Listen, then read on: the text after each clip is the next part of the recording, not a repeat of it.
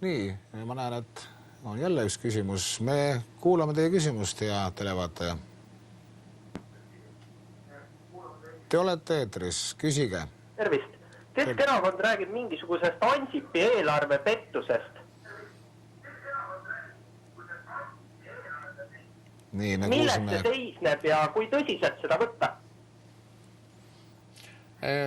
Seda tuleb võtta väga tõsiselt, sellepärast, et kui eelarveprojekt möödunud aasta lõpus Riigikokku anti üle, siis teatad, et eelarve on tasakaalus, et kulud ja tulud on omavahel tasakaalus. Nüüd on selgunud, et kaugeltki kõiki riigi kulutusi ei ole selles eelarves arvestatud ja käesoleval aastal see vahe on 1,5 miljardit krooni.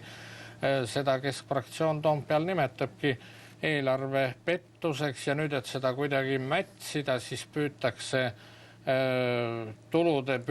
kulude poole pealt üht-teist objekte maha tõmmatavat, sellepärast käibki see vaidlus, et kas koolide remont ikka jätkub, kas politseimajade ehitus ikka jätkub või mitte. See on tegelikult asja mätsimine ja mina võtaksin seda, et eelarve ei ole tasakaalus, et tegelikult eelarve on defitsiidiga esitatud. Ma võtaks seda väga tõsiselt. Nüüd me läksime natukene oma saatest välja. Meie saate teema on Tallinn, riigieelarve.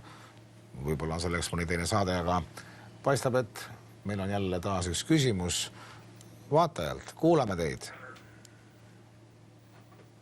Tere õhtust, tere Linnamäe teised. Ma olen vaadanud, viimasel Reformierakonna toetus on järjest langenud. Kas samasugune tendents on ka Tallinna linnas, on see üle Eestiline?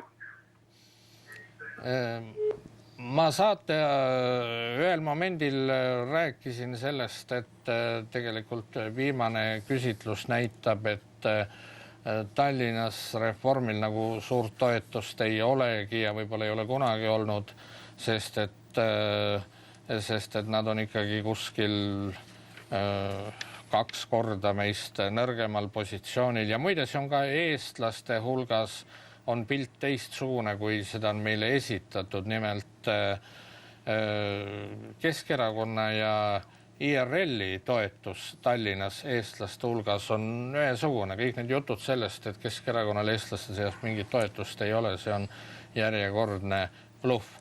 Aga Reform on ise vastanud sellele küsimusele täna ja kui ma siia tulin, siis ma panin tähele Igor Gräzini, Reformierakonna tuntud ideoloogi Delfi portaalis antud vastust, kus ta ütleb, et see ei loe meile midagi, et meil ei olegi vaja massi, kui meie toetus praegu langeb.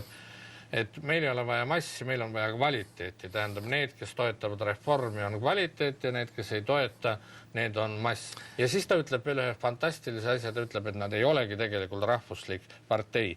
Ma arvan, et see on õige, tegelikult ei olegi, aga nad on sellised mitte oravad, vaid rebased, kes oskavad karva vahetada ja kui vaja ka sellised rahvuslikus rüüs esineda. Piltlikult härra linnapea, me natukene käisime ringi ja jalutasime nüüd ka alllinnast Toompeale, kuid Toompea see on juba rohkem Eesti riik.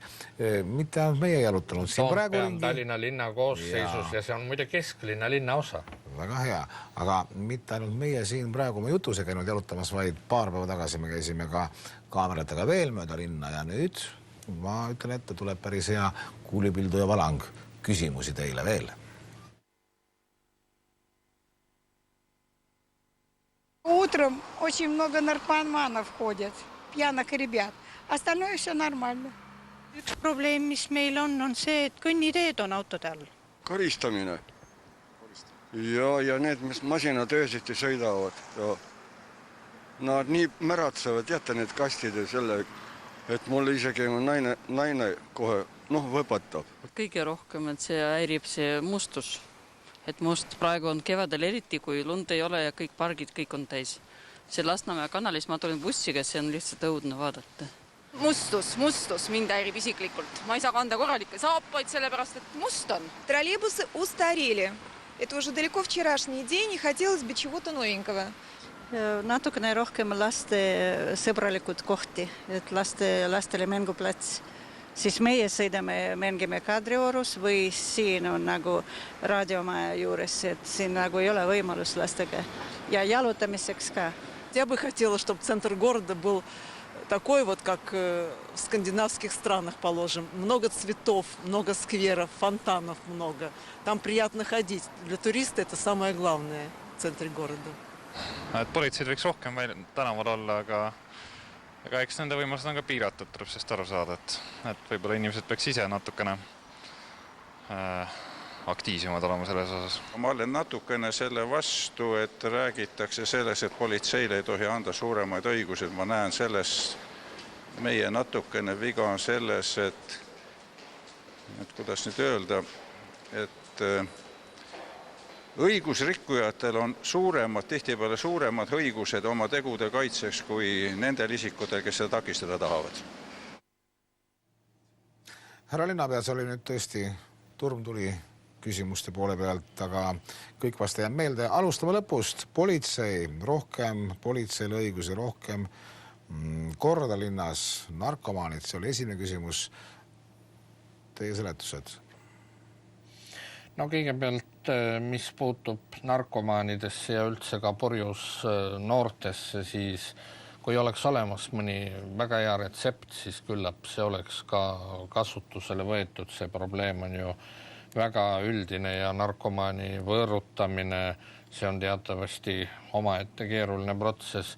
Jah, mida me kasutame? Turvameeste palkamine koolidesse, hooldemajad, siis süstalde vahetuse programmid ja minu arvates, mis on kõige olulisem, see on ikka see, et noori ja lapsi hoida tegevuses ja leida neile, aidata neid kaasa, et vaba aja kasutamine oleks parem ja konstruktiivsem.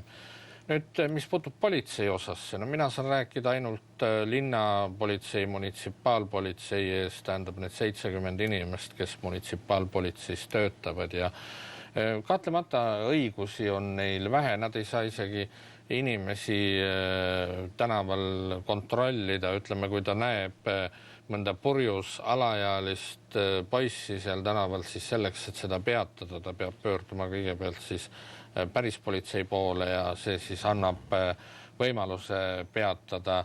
Selles mõttes oli sellel viimati küsinud inimesel ikkagi õigus, aga politsei suuremad õigused oleksid väga otstarbekad. Te pooldate natukene rohkem korda ja järelevalvet linna piirides siis? Kindlasti peaks seda rohkem olema kui praegu. No me oleme omalt poolt, linna poolt jah, kogune see kaamerate süsteem, munitsipaalpolitsei süsteem. Meil on päris head suhted tegelikult riigipolitseiga ja me arvestame nii linna kui ka politsei huvidega, neile kortereid anname ja nii edasi, aga nüüd see oli see üks küsimuste plokk.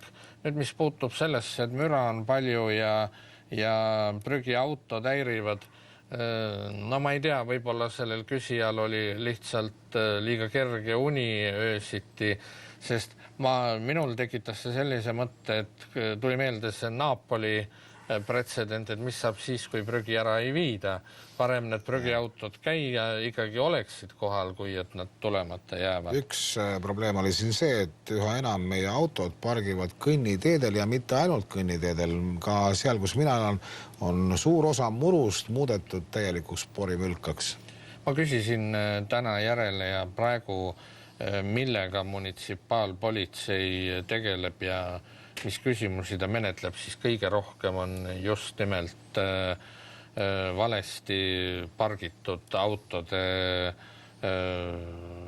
autojuhtide karistamise ja teisaldamise küsimused, aga ütleme, see on nüüd selline korra aspekt, aga mis mulle meeldisid väga need küsimused, mis puudutasid seal laste mänguväljakuid ja seda, et rohkem lilli ja rohkem purskkaevusid. No linna ümber planeerida me ei saa, majad on seal, kus on, teed on seal, kus